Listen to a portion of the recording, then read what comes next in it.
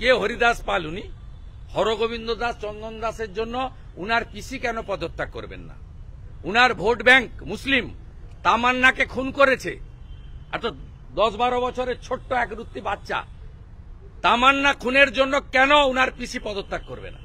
কলকাতার নগরপাল বিনীত গোয়েলের অপসারণ যারা দাবি করে, সেই মহান আত্মারা কেন আজকে পহেলগামে কেন্দ্র সরকারের ব্যর্থতার কারণে অমিত শাহ এবং আইবি ডিরেক্টর তপন ডেকার আপনারা ইস্তফা দাবি করছেন না? সে প্রশ্ন তো আমাদের মনে উঠছে। কার ব্যর্থতায়? বর্ডারের দায়িত্বে কে? আইবির দায়িত্বে কে? সিআরপিএফ এর দায়িত্বে কে? সিআইএসএফ এর দায়িত্বে কে? তাহলে আরজিকর হলে যদি মমতা ব্যানার্জির পদত্যাগ দাবি করেন, পহেলগাম হলে তৃণমূল অমিত শাহর পদত্যাগ দাবি করবে না কেন? কেন?